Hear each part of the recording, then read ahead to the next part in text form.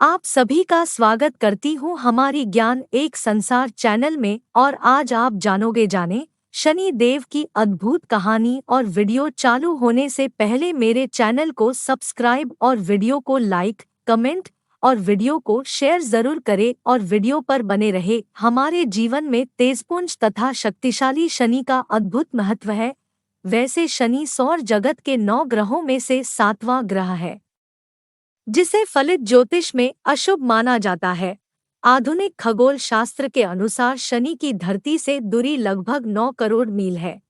इसका व्यास 1 अरब 42 करोड़ 60 लाख किलोमीटर है तथा इसकी गुरुत्व शक्ति धरती से 95 गुना अधिक है। शनि को सूरज की परिक्रमा करने पर 19 वर्ष लगते हैं।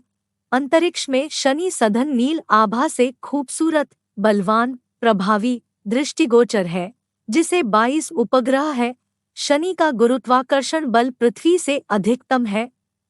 जब हम कोई भी विचार मन में लाते हैं, योजना बनाते हैं, तो वह प्रस्तावित अच्छी बुरी योजना चुंबकीय आकर्षण से शनि तक पहुंचती है और अच्छे का परिणाम अच्छा जबकि बुरे का बुरा परिणाम जल्द दे देती है।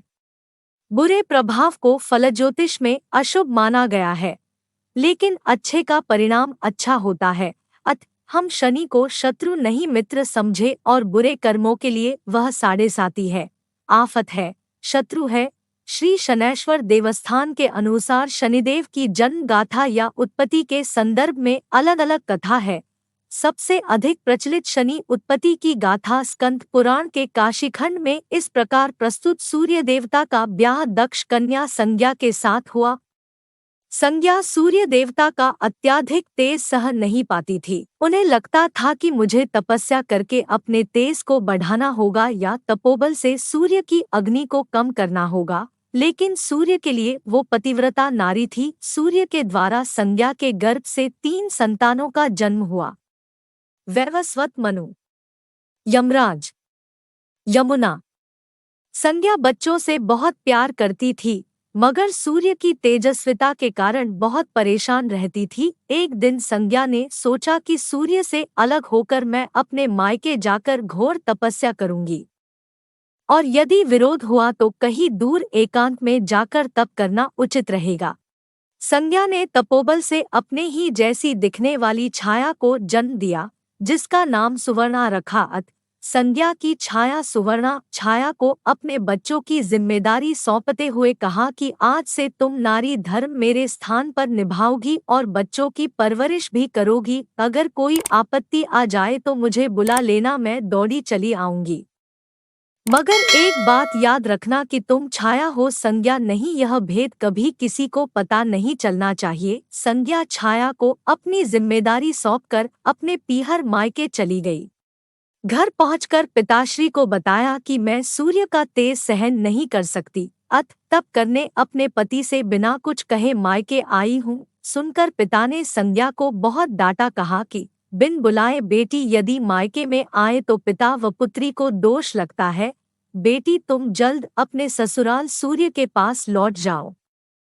तब संज्ञा सोचने लगी कि यदि मैं वापस लौटकर गई तो छाया को मैंने जो कार्यभार सौंपा है उसका क्या होगा, छाया कहाँ जाएगी। सोचकर संज्ञा ने भीषण घनघोर जंगल में, जो उत्तर कुरुक्षेत्र में था, शरण ले ली। अपनी खूबसूरती तथा यौवन को लेकर उसे जंगल में डर था, उसने बड़वा घोड़ी का रूप बना लिया कि कोई उसे पहचान न सके और तप करने लगी। धर सूर्य और छाया के मिलन से 3 बच्चों का जन्म हुआ। सूर्य छाया दोनों एक दूसरे पर संतुष्ट थे। सूर्य को कभी संदेह नहीं हुआ छाया ने जिन 3 बच्चों को जन्म दिया वे हैं मनु शनिदेव, पुत्री भद्रा, तप्ती। दूसरी कथा के अनुसार शनिदेव की उत्पत्ति महर्षि कश्यप के अभिभावकत्व में कश्यप यज्ञ से हुई। जब शनिदेव छाया के गर्भ में थे तो शिव भक्तिनी छाया ने शिव की इतनी तपस्या की कि उन्हें अपने खाने पीने तक का ख्याल नहीं रहता था। अपने को इतना तपाया कि गर्भ के बच्चे पर भी तप का परिणाम हुआ, और छाया के भूखे प्यासे धूप गर्मी में तपन से गर्भ में ही शनि का रंग काला हो गया, जब शनि का जन्म हुआ तो सूर्यदेव शनि को काले रंग का देखकर हैरान हो गए। उन्हें छाया पर शक हुआ। उन्होंने छाया का अपमान कर डाला, कहा कि यह मेरा बेटा नहीं है। श्री शनिदेव के अंदर जन्म से माँ की तपस्या शक्ति का बल था। उन्होंने देखा कि मेरे पिता माँ का अपमान कर रहे हैं। उन्होंने क्रूर दृष्टि से अपने पिता को देखा तो पिता की पूरी देह का रंग काला सा हो गया। घोड़ों की चाल रुक गई, रथ आगे नहीं चल सका। सूर्यदेव परेशान होकर शिवजी को पुकारने लगे। शिवजी ने सूर्यदेव को सलाह बताई और कथन किया कि आपके द्वारा नारी व पुत्र दोनों की बेइज्जती हुई है, इसलिए यह दोष लगा है। सूर्यदेव ने अपनी गलती की क्षमा मांगी और पुनश्च सुंदर रूप एवं घोड़ों की गति प्राप्त की। तब से श्री शनिदेव पिता के विद्रोही और शिवाजी के भक्त तथा माता के प्रिय हो गए। हमारे जीवन में जन्म से लेकर मृत्यु तक शनिदेव का प्रभुत्व है। जन्मते ही जातक के परिवार वालों की अभिलाषा होती है कि हमारी राशि में या जन्म लेने वाले बच्चे की राशि में शनि कैसा है, कौन से पाए पर बच्चे का जन्म हुआ है। प्रस्तुत पाए की पहचान की शनि के अच्छे बुरे होने की पहचान जन्म से बतलाता है। अपने शरीर में लौह तत्व है, उस आयरन तत्व का स्वामी शनि है। शनि के कमजोर होने से, शनि के प्रकोप, शनि पीड़ा से वह आयरन तत्व शरीर में कम हो जाता है। आयरन की कमी से तमाम प्रकार की शारीरिक व्याधियों व्यक्ति को कमजोर करती है। आयरन है शरीर में तो बल है।